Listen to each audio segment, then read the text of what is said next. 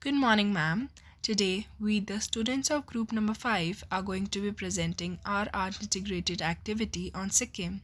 So, I, Mehak Nawar, is going to be presenting you a PowerPoint presentation on the food of Sikkim. Sikkimese cuisine is the cuisine of the state of Sikkim, located in the northeastern India. Rice is a staple food, and fermented food traditionally constitute a significant portion of the cuisine. Nepalese cuisine is popular, as Sikkim is the only state of India with an ethnic Nepali majority. Many restaurants in Sikkim serve various types of Nepalese cuisine, such as the Neva and the Thakali cuisines. Tibetan cuisine has also influenced Sikkimese cuisine. Now let's have a look at some of the cuisines. Momos or dumplings, thukpa or gaya thuk, shafali, dindo, ganduk, chang, bamboo shoot curry, sayal roti, and kinema curry. Now let's have a look at some more things about Sikkim. Good morning to one and all present here. Today, I, Lavanya Alan of class 9th A, will present a cover page on Sikkim, accompanied by a few lines about Sikkim's beauty. Sikkim is surrounded by snowy mountains amidst the lap of Himalayas, beautified with greenery and scenery. Lies the land of mystery, the land of the scenery of serene monasteries, land of the fascinating valley of flowers and eternal waterfalls. It is the beautiful Sikkim. Thank you.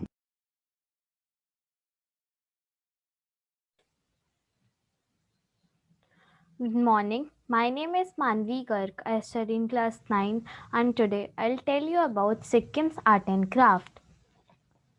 So let's begin. There are plenty of art and craft forms in Sikkim. The bulk of the people of the state belong to rural areas and they have their old tradition of making several utility objects. One of the most popular handicraft objects of Sikkim includes a choksi table, woolen carpet, canvas wall hanging, thankas, etc. Also, the government has set the government has set up an institute of cottage industries in South District for the better development of the cottage industries in Sikkim. The state has various handicrafts in the form of cane and bamboo products. Meli, Gangtok, and Namchi are the very popular places of Sikkim for handloom products and cottage industries. The people of Sikkim are very pro when it comes to craft making as they have very special skills in the same. The women folk of the state are amazing weavers and they attract the tourists by their excellent craft work. The handmade carpets and papers of the state are in huge demand in and outside of Sikkim.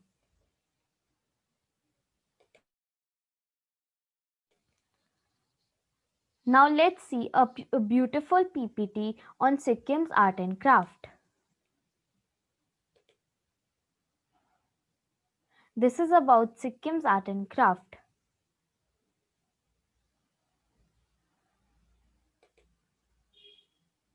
These are the beautiful art and craft work done by the people of Sikkim. This is an example of art and craft work, that is wood carvings. This is carpet weaving. It is one of the oldest arts that is practiced in Sikkim. This is the beautiful Thanga painting. This is a unique type of art which is practiced in Sikkim. This is an example of Choksi table. It is a type of foldable table.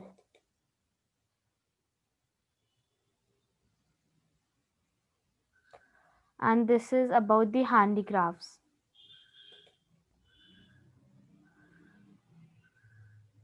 This is a masterpiece.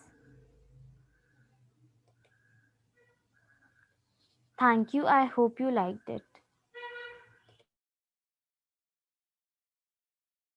Good morning, ma'am. My name is Manya Vadva, and today I'm going to be presenting before you a short folk tale of Sikkim. This tale is about a man named Atik who used to work with a shepherd in the Himalayas. As the shepherd was not at his home most of the time, Atik was mostly alone at the small cottage, attending to the chores and to the cattle. Whenever he completed his chores, to entertain himself, he used to play a small flute he owned. The flute produced a very melancholy, sad, and very hypnotic sound. One day, when Atik was playing the flute, a female yeti got attracted towards the sound. The female yeti came running towards him and sat beside him. Atik did not knew about the female yeti as his eyes were closed while he was playing. After he ended playing, he kept the flute on the ground and looked right beside him, seeing the female yeti. He was scared out of his body. The female yeti picked up the flute and made a gesture with the flute near her lips as if saying to Atik to continue playing the flute again. Atik had no other option than to continue playing the flute. He did exactly as the female yeti told him. He played the flute all night long. But as the sun started to rise, the female yeti took her leave and Atik was again left to do his daily chores. Atik did not play the flute that day because he was afraid of the female yeti to come again. But much to his knowledge, the female yeti again came to visit him, and with the name to listen to the flute again.